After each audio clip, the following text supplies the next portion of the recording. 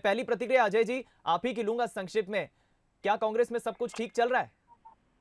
देखिए, भारतीय जनता पार्टी केवल और केवल राजनीतिक रोटियां सेकने के लिए जुमलेबाजी कर रही है।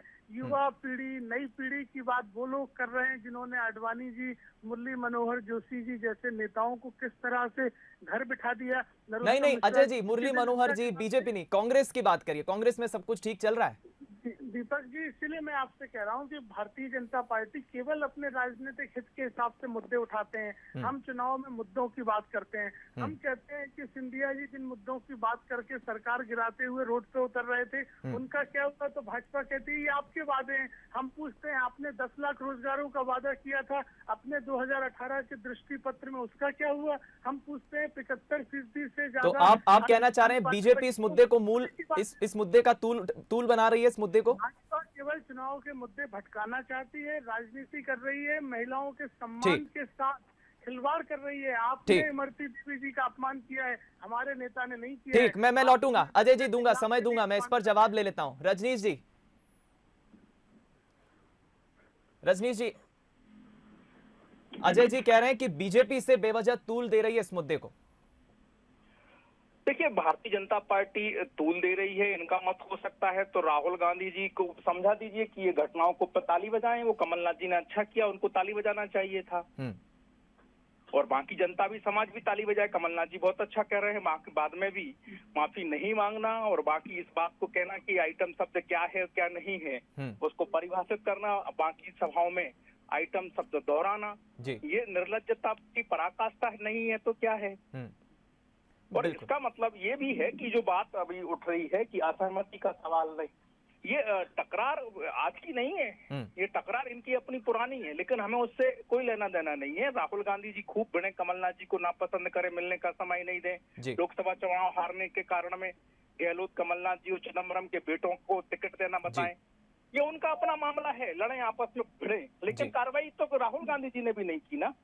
लाइकिंग और डिसलाइकिंग का सब्जेक्ट थोड़ी है केवल कि राहुल गांधी जी आपको ये पसंद है या ना पसंद है, कार्रवाई क्या है कमलनाथ जी पर।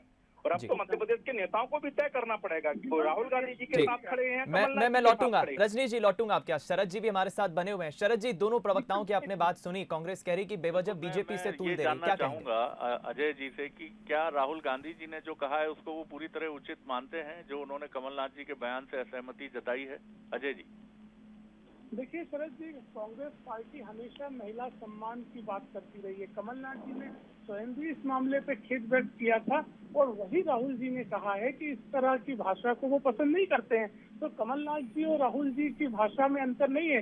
भारतीय जनता पार्टी बात कर रही है तालियां बजाने की, बिसाहू लाल सिंह के बयान पे तो तालियां बजा रही है ना भारतीय जनता पार्टी। आपने तो कर दी उनके ऊपर कार्रवाई, कैबिनेट मंत्री के पद से नवाज रखा है। रजनीश जी, आप उनके बयान को दोहरा सकते हैं इस चैनल पे जो बिसाहू लाल सिंह ने कहा है? जी इससे असहमत होंगे, निश्चित तौर पर असहमत होंगे। रजनीश जी, आप भी खुलकर अपनी असहमति, या भारतीय जनता पार्टी बिसाहू लाल जी के बयान से तो खुलकर असहमत होगी निश्चित तौर पर, और नारी सम्मान के प्रति ये है कि सार्वजनिक तौर पर सरेआम खुलेआम बड़ी सभा में और पीसीसी अध्यक्ष आलोपी पूर्व मुख्यमंत्री के नाते भरे मंच से जिस प्रकार का अपमान किया गया, उस अपमान को दोहराने का काम हुआ। और रही बात भारतीय जनता पार्टी के किसी नेता की, तो हमारे किसी भी नेता ने किसी भी तौर पर महिला के अपमान को लेकर अपनी सहमति प्रकट नहीं की है। ये नहीं कहा नहीं ये शब्द ऐसा था, ये शब्द वैसा था, और यहाँ तक कि कहा कि मैंने वीडियो नहीं देखा, फिर भी मैं माफी मांग लेता हूँ अगर कहीं अप्रत्यक्ष रूप से, अपरोक्ष रूप से इस प्रकार के। लेकिन ये इतने निर्लज्जता की पराकाष्ठा है। नहीं, वो शब्द ऐसा नहीं, ऐसा था, इसका मायने वैसा था, मैंने खेद प्रकट कर दिया, मैं माफी क्यों मांगू? राहुल गांधी जी की निजी राय होगी, कमलनाथ जी कह रहे हैं, बाकी लोग दाएं बाएं हो रहे हैं।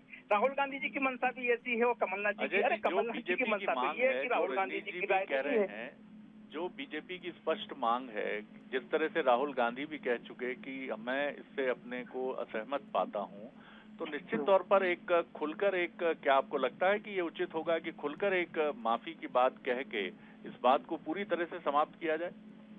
देखिए शरद जी, गलतियां किसी से भी हो सकती हैं, गलतियां किसी से भी हो सकती हैं, पर क्षमा मांग लेना उचित मध्य प्रदेश में नहीं पूरे देश दुनिया में कन्फेस करना किसी भी गलती को लेकर एक अच्छा समाधान बताया गया है।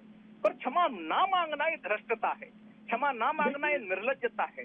और ये पूरी राजनीतिक जगत को शर्मसार कर रही है। हम लोगों को कोई अच्छा महसूस हो रहा है कि इस प्रकार की भाषा को इस्तेमाल किया जाए। रजनी जी की बात सुनी आपने, रजनी जी की बात सुनी। भारतीय जनता पार्टी राजनीति में दोहरा चरित्र दिखा रही है। रजनीश जी कह रहे हैं बिसाहू लाल जी का तो बयान मैंने सुना ही नहीं। इस तरह का चरित्र आप सार्वजनिक जीवन से कहीं उन्होंने माफी मांगी है उसके लिए। 5-6 दिन उन्होंने कहा हम अपने को डिसोसिएट करते हैं ऐसे किसी। अजय जी उन्होंने ये जरूर कहा है कि इसके पहले डॉक्टर नरोत्तम मिश्रा भी कह चुके हैं कि मैं माफी मांगता हूं बिसाहू लाल जी की तरफ से, और मुझे लगता है बिसाहू लाल जी भी शायद इस पर उनकी तरफ से भी कोई प्रतिक्रिया है। रजनीश जी भी कह रहे हैं कि माफी मैं भी मांगता हूं, और उनका ये भी कहना है कि मैं ये नहीं कहता कि इससे ये सारी बातें समाप्त हो जाती हैं, लेकिन जो क्षमा का इशू है, क्या आप मानते हैं कि इस विषय को समाप्त करने का एक सबसे बढ़िया मसला यह है कि खुलकर इस पर एक बार एक स्पष्टता के साथ कांग्रेस सामने आए? देखिए शरद जी, इस मामले में कांग्रेस पार्टी पहले ही स्पष्ट कर चुकी है कि हमारे नेता ने और कमलनाथ जी स्वयं कह चुके हैं कि उन्होंने किसी भी नेत्री के लिए इस तरह की बात नहीं करी है।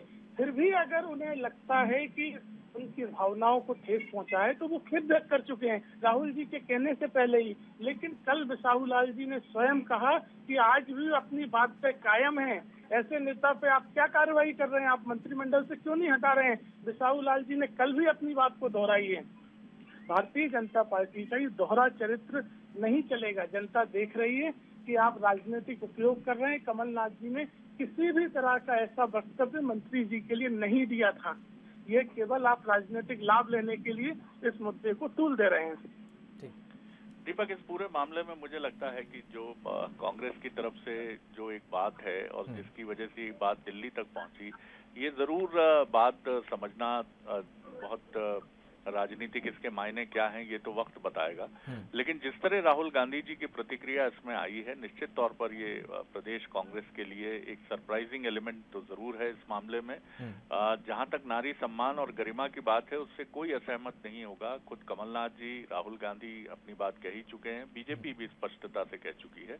कोई असहमत नहीं होगा कि ये चीज नारी सम्मान की रक्षा नहीं होनी चाहिए।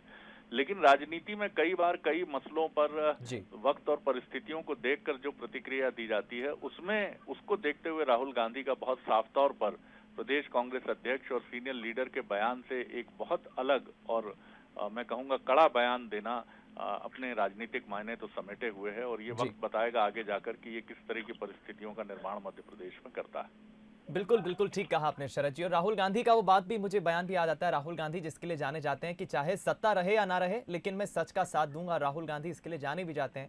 फिलहाल देखना होगा क्या इसका इंपैक्ट होता है। बहुत बहुत धन्यवाद शरद जी आपका हमारे साथ जुड़ने के लिए। अजय सिंह यादव जी कांग्रेस प्रवक्ता, आपका भी शुक्रिया। और रजनीश अग्रवाल जी बीजेपी प्रवक्ता हमारे साथ जुड़े। तो कुल मिलाकर देखिए, आरोप प्रत्यारोप जरूर अभी भी हो रहे हैं। कांग्रेस कह रही है कि बीजेपी से बेवजह तूल देकर राजनीतिक फायदा उठाने की कोशिश कर रही है। दोहरा चरित्र बीजेपी का दिख रहा है।